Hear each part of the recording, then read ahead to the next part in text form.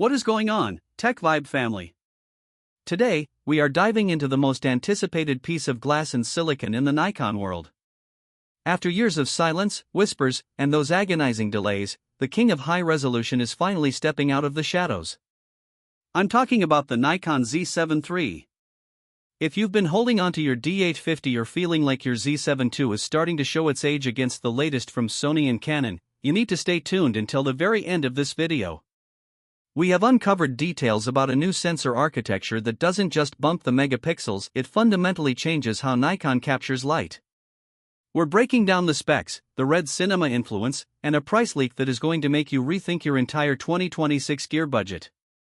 For a long time, Nikon seemed to be focused entirely on the speed of the Z9 and the versatility of the Z8. It left the landscape and studio community wondering, has Nikon forgotten the resolution in their lineup? The answer, it seems, is a resounding no. The Z7 III is being positioned not just as an upgrade, but as what many are calling the medium format killer. The heart of this beast is a rumored 67-megapixel BSI CMOS sensor. Now, why does 67 matter? Because it hits that sweet spot that pushes past the 61 megapixels of the Sony A7 or V while maintaining the legendary Nikon dynamic range we've come to expect. We are hearing reports of up to 15.5 stops of dynamic range, which is unheard of in this class. But the real TechVibe twist here is the red factor. As many of you know, Nikon acquired Red Digital Cinema, and the Z7 III is expected to be one of the first stills-focused bodies to truly benefit from that Hollywood DNA. We aren't just talking about a logo on the box. We're talking about internal 8K raw video and a color science overhaul that brings Red's famous skin tones into a compact mirrorless body. This moves the Z7 series from being a stills camera that can do video to a professional-grade hybrid that might actually threaten the Z8's dominance.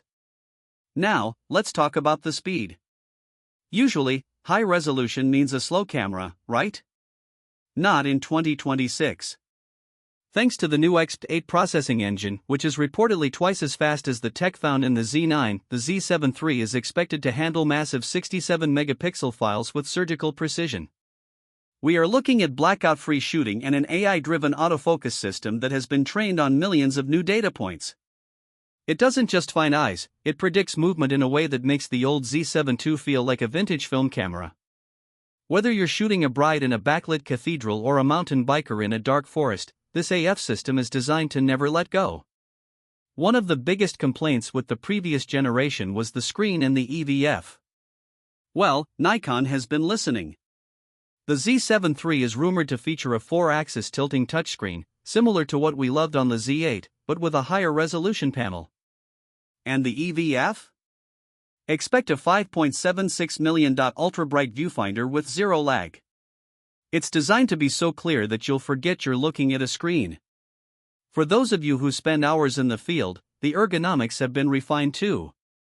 It's slightly deeper, slightly more rugged, and features the new Smart Grip technology that balances perfectly even with the massive new S-line telephotos.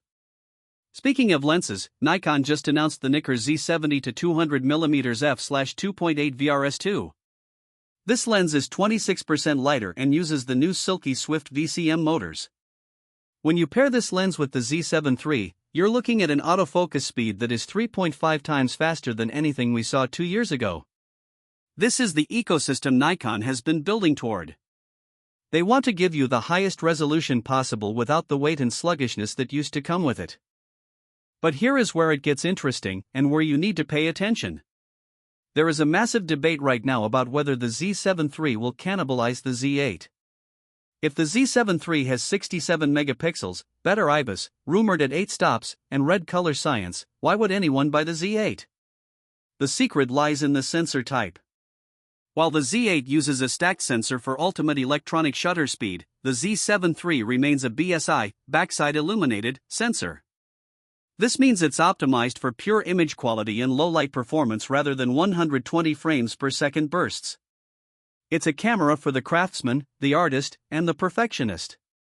Let's talk about the release window in that. Shocking price. Rumors from the supply chain suggest an official announcement in mid-2026, with units hitting shelves in late Q3. In terms of pricing, the premium tech usually comes with a premium price tag. While the Z7 II launched around $3,000, the Z7 III is expected to sit closer to $3,499. It's a jump, but when you consider it's effectively replacing both a high-res stills camera and a cinema-grade video tool, the value proposition is actually quite strong. We also have to address the computational photography aspect. For the first time, Nikon is rumored to be introducing a pixel shift high-res mode that actually works handheld. In the past, you needed a heavy tripod to get those 200-megapixel composite images.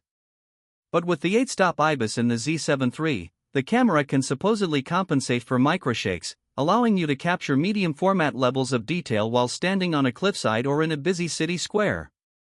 This is a game-changer for architecture and product photographers who need to move fast without sacrificing a single pixel of clarity. Furthermore, let's look at the connectivity revolution. The Z7 III is expected to be the first Nikon body to feature integrated 5G and Wi-Fi 7. Why does that matter for you? Because the Nikon imaging cloud is becoming more central to the workflow. Imagine shooting a high-end commercial session and having your RAW files back up to the cloud in real time, or even applying red log LUTs directly to your proxy files before they even hit your editor's desk. It's about more than just a camera, it's about a seamless, professional ecosystem that respects your time and your data. So, who is this camera for? If you are a landscape photographer who needs to print 40-inch gallery pieces, this is your dream machine. If you are a studio professional who needs perfect skin tones straight out of the camera, the RED integration makes this a no-brainer. And if you're a hybrid creator who wants 8K video without the bulk of a dedicated cinema rig, the Z7 III is going to be the gold standard. We've seen Nikon take some big swings lately, and they haven't missed yet. The Z9 was a home run, the Z8 was a grand slam, and from everything we are seeing, the Z7 III is the knockout punch that the high-resolution market has been waiting for. It's about taking the soul of the D850 and infusing it with the most advanced technology on the planet. Before we wrap up, I want to hear from you. Does 67 megapixels excite you, or is it megapixel madness at this point? And is that $3,500 price tag a deal breaker, or is it fair for a medium format killer? Drop a comment below, I read every single one, and I want to know if you're planning to pre-order or if you're sticking with what you've got. That is the latest on the Nikon Z7 III here on TechVibe. We are your home for the most authentic, deep-dive tech news on the web. We don't just follow the hype, we look at the hardware, the patents, and the real-world application to make sure you're making the best investment for your creative journey. If you found this breakdown helpful, do us a huge favor, hit the like button, subscribe to the channel, and turn on those notifications so you never miss a beat in the fast-moving world of professional tech. Thanks for watching the whole way through, stay creative, stay inspired, and we will see you in the next one.